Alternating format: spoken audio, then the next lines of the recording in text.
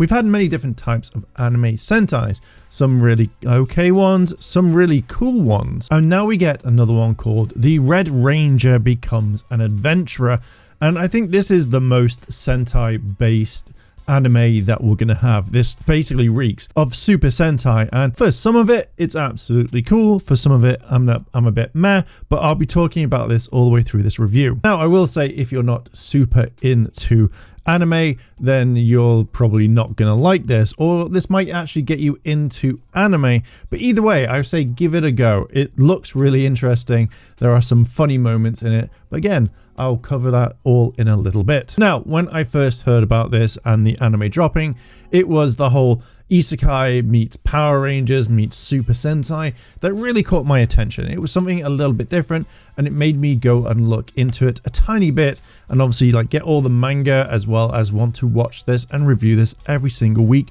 that it drops or whenever I can. To kind of open this anime up properly, it shows you what it would be like for the final battle in most Super Sentais or Power Rangers.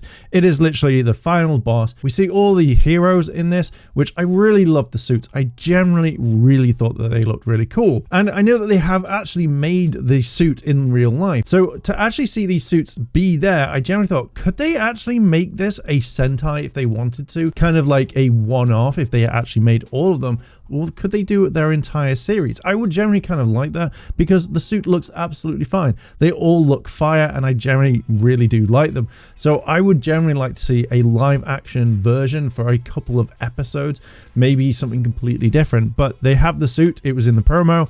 Absolutely loved it. We get the Rangers kind of like saying to Red, go and fight the final bad guy after their Megazord or Robo gets absolutely like destroyed, or really not. Like I thought there'd be more damage to the Megazord, but obviously it wasn't. It was just like, oh, part of the arm and wing kind of comes off. And I was like, oh, why isn't the team kind of going off with them? But no, Red's like, nah, I'm going to go do this myself. Takes on their final boss and absolutely destroys them.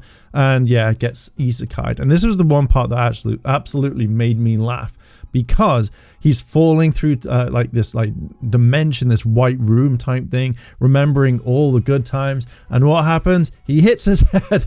And I generally laughed because it was something that I was completely caught off, because normally when like these characters go to a different world, there's normally a goddess there or god or whatever saying, hey, I'm going to reincarnate you, what do you want, etc, etc. But it's just literally, no, he just falls, hits his head, and it's just like, huh, where am I? Because he thinks he's still in the normal world, but obviously he's definitely in a new world right now. So we also get kind of a time skip, which is 6 months. I generally thought, okay, I understand this. I thought it would be a little bit longer, but 6 months, and he's effectively just gone around the entire world, or gone around most of the world that he can do, which we'll talk about that much later on. Now, I'm going to try and say her name right, but I will probably get it wrong, and it's Yidara. Yidara, I hope I got her name right. She is a mage, and she is looking for adventurers.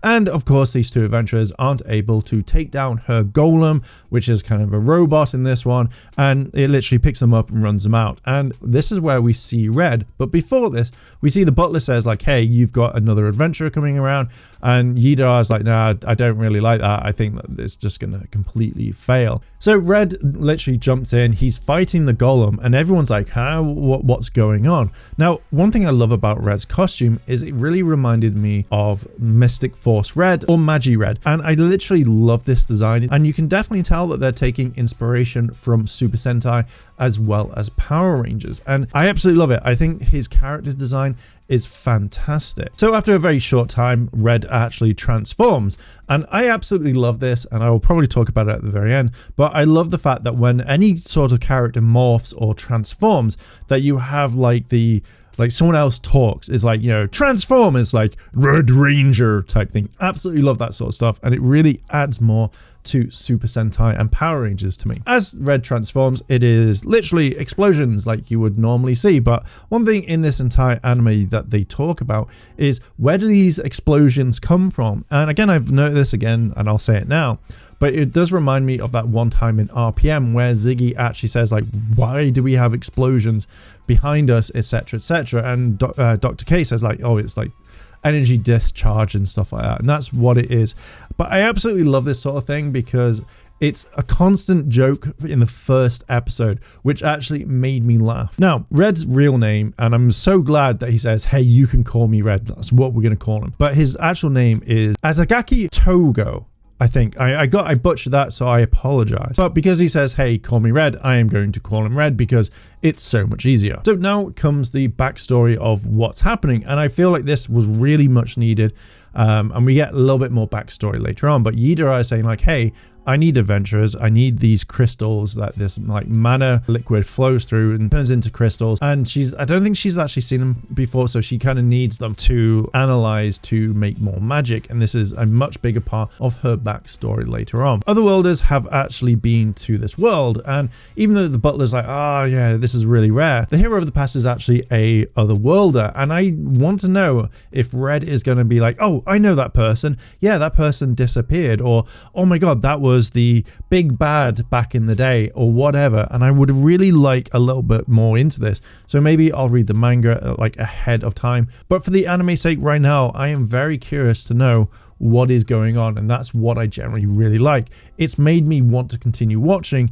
And just by a small clip of what's been said, there is an otherworlder. The hero was the otherworlder. I want to know more now. Yidara wants to know, why is he all in red? Like, obviously it fits the motif. But then we get a cutaway of Red kind of explaining. And it's something that I generally kind of thought, oh, this is actually what I think would actually happen on Japanese TV. Of like, hey, come down and meet us. So it was kind of a corporate gimmick type thing, and I was like, okay, I get that. That's kind of cool. What I also kind of found funny is this cements the whole thing of, if you are a Red Ranger, you can only wear red. And mainly I thought was a Power Rangers reference. I know obviously maybe in some Sentai they wear different colors at times, but I generally thought that this was a Power Ranger reference at least. If more Sentai Red Rangers wear red, please let me know down below in the comments. The main mission is now to gather mana energy that's been turned into crystals, which is flowing like a river. As soon as they come up from the ground and they react to air, they turn into crystals. So Red gets excited and he jumps out the window.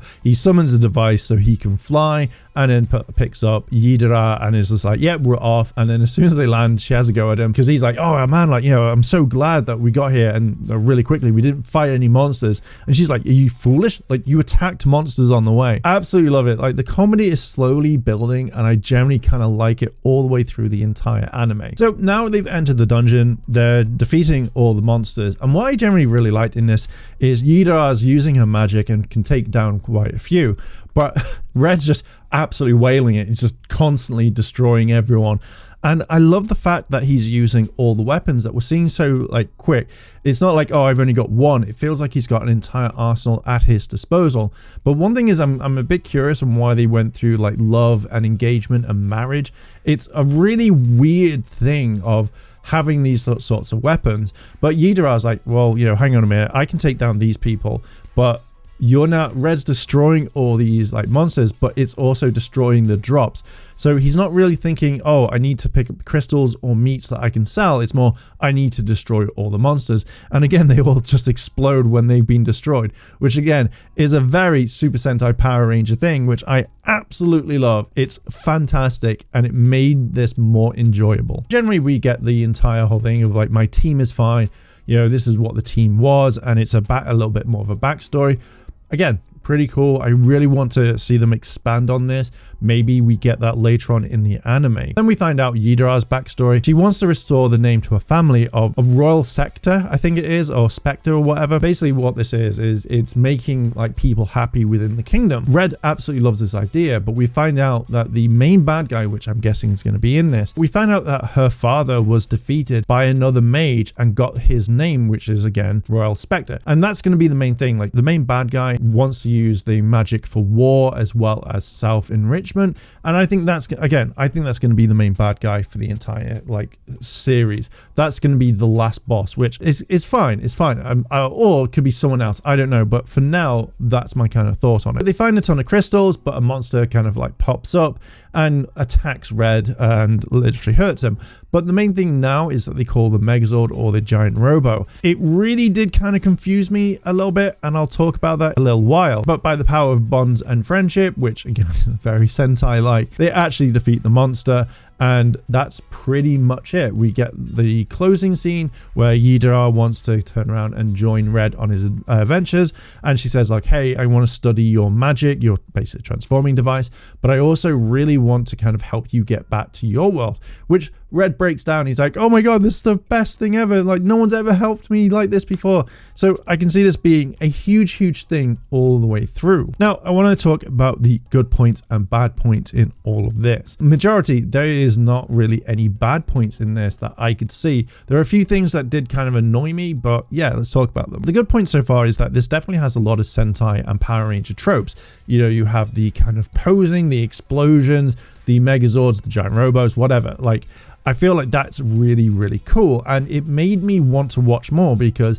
effectively this could be the only Power Ranger-ish type thing that we've seen, and I generally really liked it, and I'm glad it's coming out weekly and not dropped in one go. So this is something that I am going to look forward to going forward. I love the fact that they talk about the explosions and it's like they're there when he transforms, and I absolutely love the fact they're making a joke on it, especially like when Yidara says like, you know, hey, I was standing next to you and you did your pose and it could have killed me after you said that you're going to protect me. I love this sort of thing when it comes to like anime itself, and I'm wondering if this is going to be a thing that much later on, as if new characters come in, they see it and they're like, what the hell, like what the actual hell on it. I generally thought it was a fantastic thing, and it did make me laugh quite a bit. Next point is like Yidara not knowing the customs of Red. Again, absolutely fine. I thought it was something that makes a lot of sense rather than, oh, I know everything straight away, so therefore, you know, I know all about your other world. I like that, and I'm hoping that maybe the shift in balance of knowing about each other's like cultures as well as what they're into is going to come along. That's what I generally really like. That's generally what I really want to happen. Again, hearing the different voice for when it comes to transformation, absolutely adored it. Thought it was really cool. It's one of my favorite things when it comes to Sentai in general. So the one thing that really kind of annoyed me in this is just the way that Red is in general. I get that you have to be the hero. I get that you have to be really enthusiastic about everything, but it really grinds on you after a while. You know, it's just something that really kind of gets me, and I really hope that this simmers down.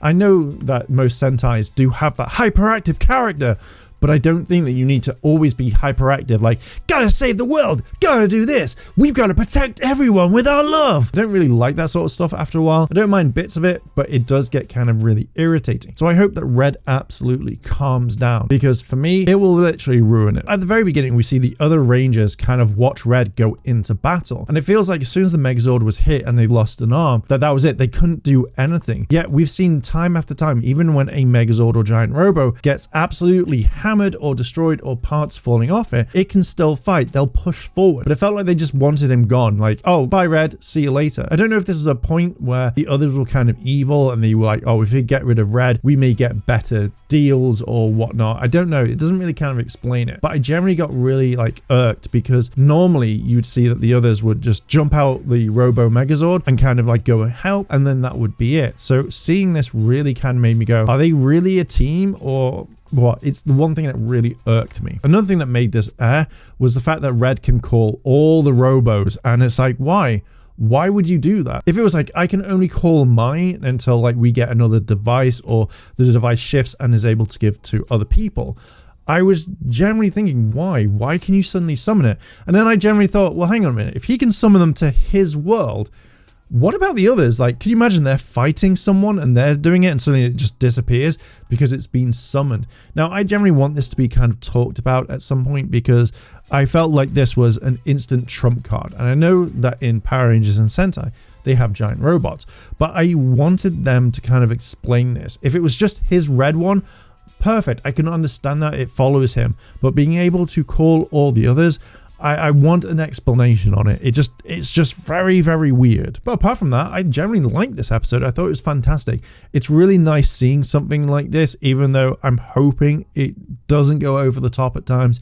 But I really want to know what happens, and I have the manga already, so I'll probably go through that when I have time. But yeah, generally thought it was a good episode. And if you want to check this out, it's on Crunchyroll right now, so definitely go work it out. Definitely not sponsored. So I'm going to bring this video to a close. What did you think about this anime? Let me know down below in the comments. comment and let's discuss. And while you're down there, why not like and subscribe, as well as checking out the Patreon and the channel memberships. Thank you very much for listening and watching, and I'll catch you in the next video. I want to say a big thank you to all my Patreon supporters, and I wanted to shout out Kimono Cat. Your help goes a long way to help support the channel, and if you want to help support the channel, the links to my Patreon and channel memberships are listed below in the description. あらあら、チャンネルをサポートしてくれてありがとうございます。チャンネル登録、高評価お願いします。以下のリンクから商品を入手することができます。